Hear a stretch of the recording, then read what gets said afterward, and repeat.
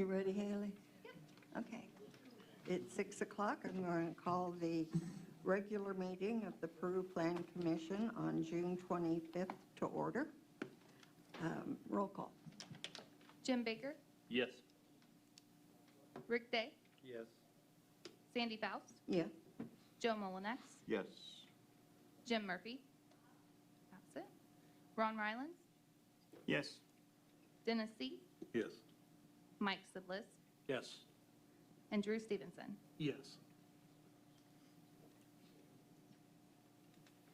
Okay. Reading and approving previous month's minutes. I make the motion, we suspend the rules and dispense with the reading of the minutes. I'll second that. All in favor? Aye. Aye. Aye. Okay, old business, none. New business.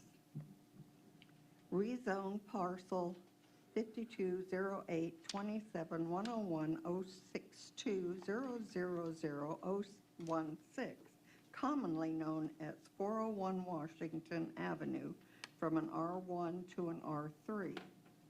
Says the applicant would like to make residence into a duplex. Is there anybody here for that? Yes. You want to come on up?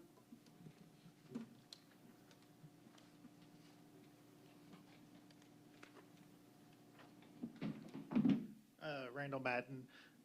I'm just looking to go to an R3. Get closer. Can you hear now? Yeah, that's Okay. better. I'm just looking to go from an R1 to an R3 for possible duplex. That's about it. That's it? Okay. Does anybody have any questions? I presume everybody's driven by and seen it. Yeah.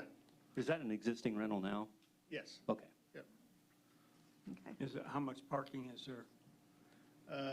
There's the whole road, then there's plenty around back to do a huge driveway if I need to. Well, I'm just on the road, on the street. Yeah. That's all I'm concerned about. How many lots, how many spots are there?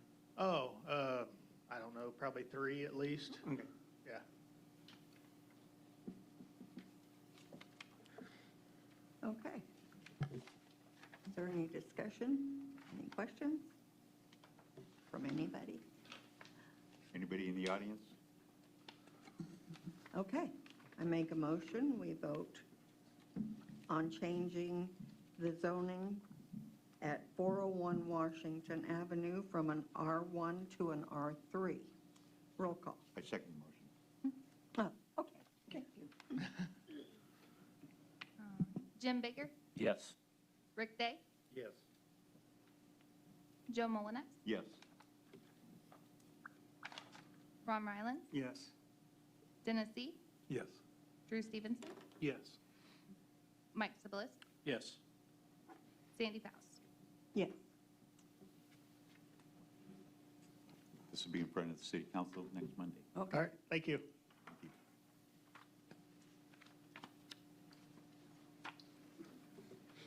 Okay.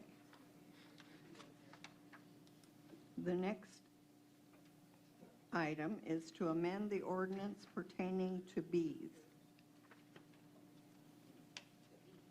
Up until now, it has been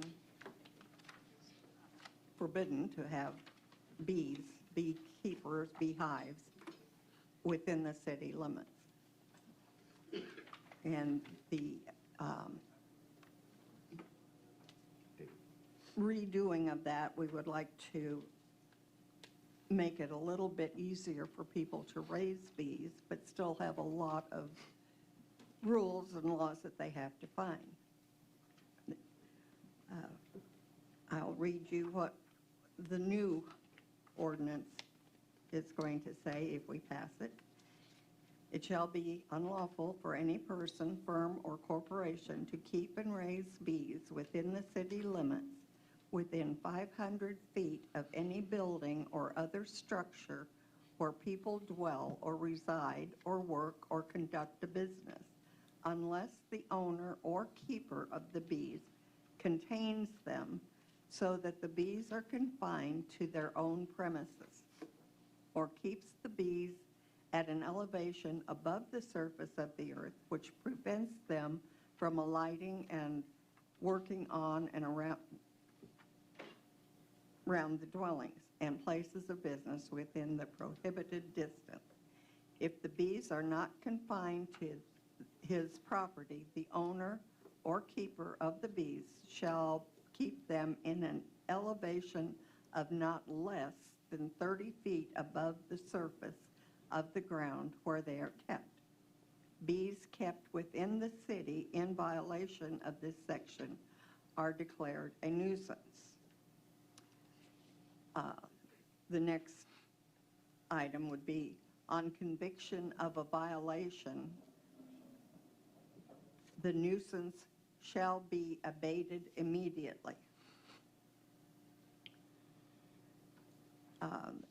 Next one, if the owner or keeper fails immediately on conviction to remove the same, the police shall have the power and authority and are directed to abate the nuisance by removing the bees from the city limits at the cost and expense of the owner thereof.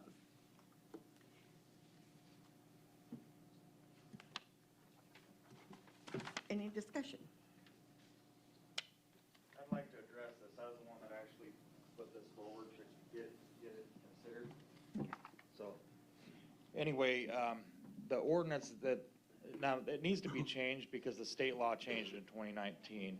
Tim, And, could you state your name for the record? oh, I'm Tim Simpkins, sorry. Anyway, so the state law prevents cities, essentially, they call them municipalities, from being able to, in fact, you know what, let me do this. I actually got the state law here. Got one for each of you. It's only 4 sentences. It's pretty easy.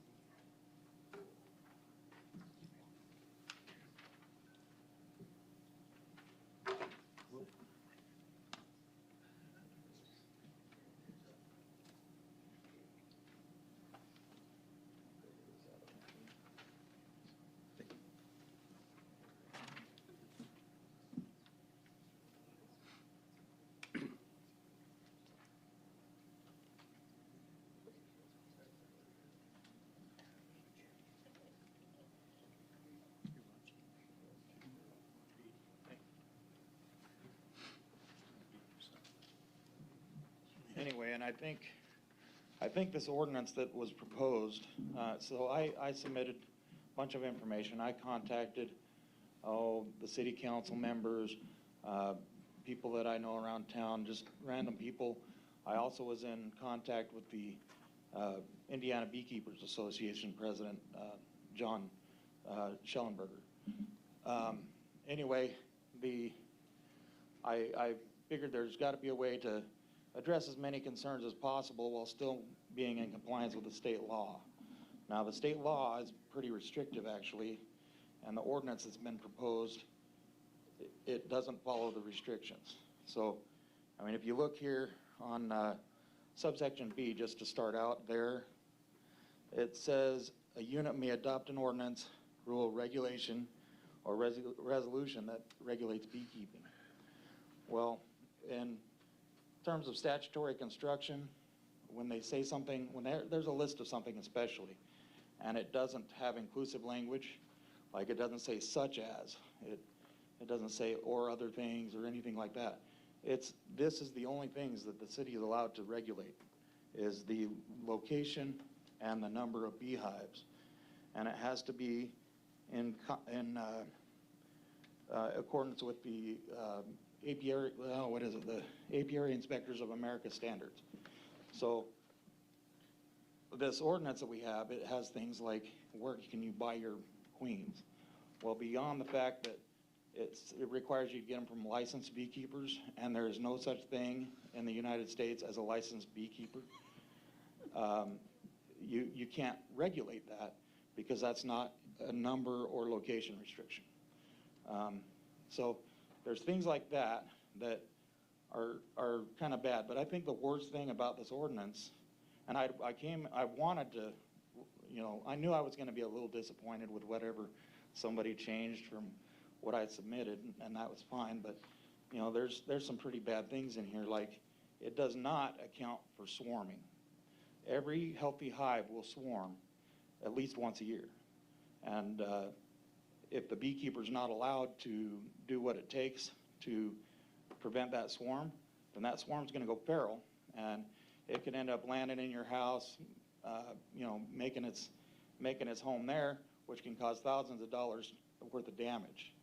So, and the only real way that works to stop a hive from swarming is to split the hive. Well, in this ordinance, if you have less than 5,000 square feet, you're only allowed to have one hive. There's no there's no like grace period or anything like that. And even if there were, it'd be kind of hard to enforce. So in what I had proposed, there were different ways to do it, but in this one, there's nothing. So person that has one beehive, their hive gets ready to swarm, they can't split that hive. They have to let that swarm go feral, which is the worst thing you can have. Those bees don't care about ordinances once they're leaving the hives. They're going to go do what they're going to do. So just that alone, this ordinance that's been proposed should not be going through. But it doesn't follow the law. There's other things like it attempts to, so that one of the big problems with bees and people is that people will get in the flight path. And there's ways to make that flight path different so that they'll fly over the heads of people or in a different direction, those kinds of things. And there's several methods that are in the ordinance that each one of them is actually good. It actually does, they actually work, but you don't ever need more than one. One of those four things will work. To give you an idea, it says every house has to have a wall around the entire perimeter of the bee yard. Well, that would work. That would keep the bees from being able to go, as long as it's 6 feet high, it's going to fly over the heads of people. Well, there's another method that does it. It's called a flyway barrier. Now, a flyway barrier, generally, if you had one hive, you wouldn't need one longer than 6 feet long that's in front of the hive about 5 feet ahead. And the reason for that is when bees leave their hive, they basically go straight out. They can go at an angle, but they're going to go out about one side of the hive, and as soon as they hit a barrier, they're going to fly up. Well, when bees fly up, they don't come back down until they're landing on the flowers. So that keeps the bees over the heads of people. So if you have a flyway barrier, you don't really need a fence. Now, in what I proposed, it was if somebody has a fence, then they don't need a flyway barrier. But if they don't have a fence, they need a flyway barrier. Well, another thing that's in the ordinance is you have to point your hive away from neighboring property. Well, if you have a flyway barrier, that's redundant. You don't need to do that. And then also, in this ordinance that's been proposed, they say if you go 10 feet above the ground, that you don't have to have a perimeter fence, but you still have the requirement to point your hive away from neighbors and the requirement to put a flyway barrier up, which is a fence. And you don't need all three of those. It's like saying in order to go to the top of the building, you have to take the stairs, the escalator, and the elevator all at the same time, and it's kind of ridiculous. So unfortunately, nobody, got the opinion of a beekeeper or anything like this on this. They went to Greenfield, got that ordinance, and I guess because that ordinance passed there, they assumed that it was good, and it's not. It's probably about as bad as it can be. And we can make a better ordinance, and it would be better. I mean, that swarming thing is just, it's ridiculous. You can do it without having hard limits. I know that that's one of the things you can do is have hard limits on the number of hives, but you don't need to. You can have it without having hard limits, which will allow, because imagine somebody's got the ability to have 8 hives. Up to 8 hives, I think, is allowed in the ordinance. Maybe it's 4. I can't remember. Whatever the maximum number is. Well, every year, every one of those hives will swarm. And if they're not allowed to make more hives, at least temporarily, they can get rid of them or whatever. But you have, and then on top of it, you split a hive, and your old hive may not survive. So once you split the hive, or it swarms, it may not survive either. But once you split the hive, it takes at least 4 weeks before you'd know if your old hive is going to survive, if it's produced a new queen and all of that. So anyway, It needs to go back to the drawing board, and we need an ordinance that complies with the state law, but this one is not a good one. And so, I don't know, but if you had any questions, I probably have the answers for you. Do you raise bees? I used to, and before I moved here, for 7 years, I kept between 2 and 4 hives in my backyard.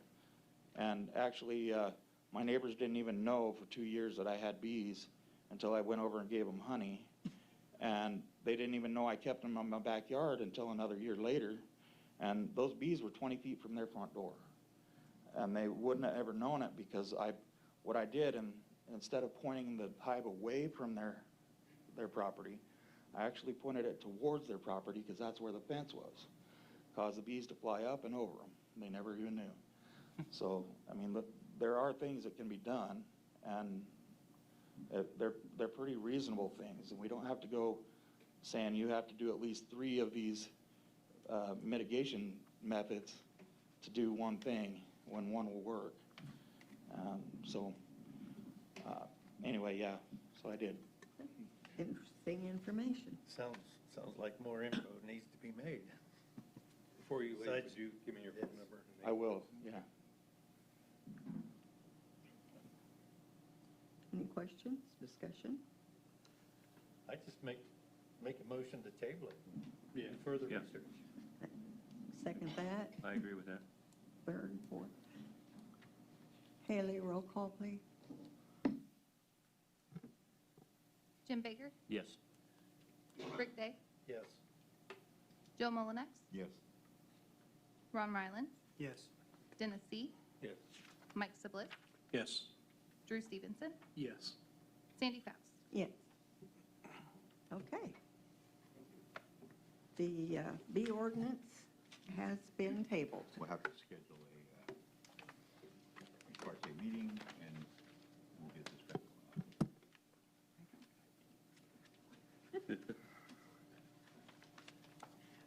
Okay. Next business is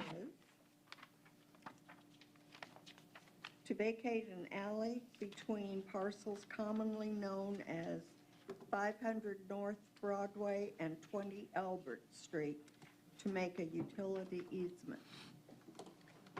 Does anybody have any discussion on that? Okay, so we had a request to get this done, but the utilities denied it because they have a bunch of overhead for the electric and then water pipes and stuff in the alley. But it's overgrown, and there's neighbors around there that like to drive through it. And the gentleman that owns the T-Mobile building was the one requesting it. So I talked with Dustin and with the utility guys, and we all kind of decided to make it a utility easement. Because T-Mobile and then the neighbor there at 20 Albert are the ones that have been actually maintaining that alley. With the neighbors going through it with their cars, they were putting ruts, it was messing up the mowers and all that stuff. So that's why we went ahead and got it surveyed, and now there's a utility easement that I'm going to get recorded tomorrow. And then we'll vacate it, and that'll get recorded as well. So it'll just be a simple utility easement. It makes all people happy. They're all good. So, Okay, is there any discussion? Questions? Yeah, I live at 20 Albert Street. I'm sorry? I live at 20. Can you come up here, ma'am, to the microphone, please? Yeah.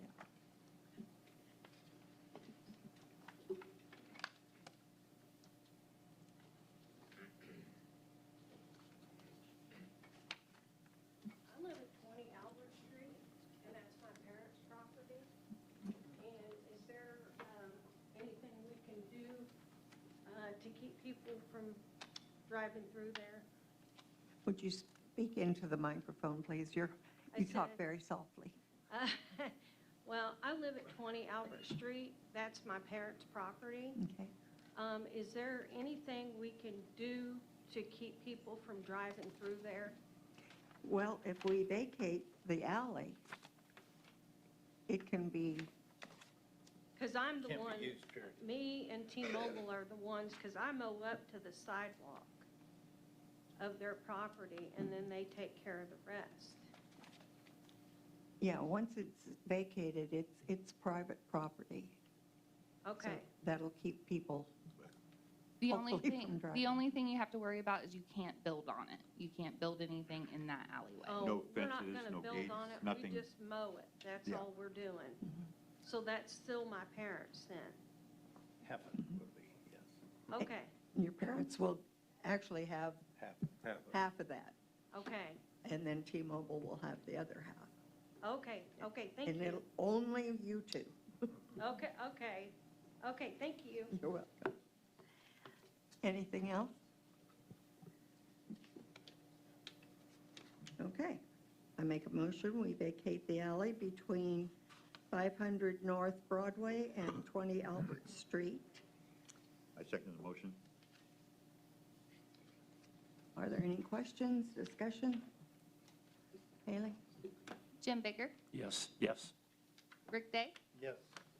Joe Molinex, Yes. Ron Ryland, Yes. Dennis See, Yes. Mike Siblis, Yes. Drew Stevenson, Yes. Sandy Faust. Yes.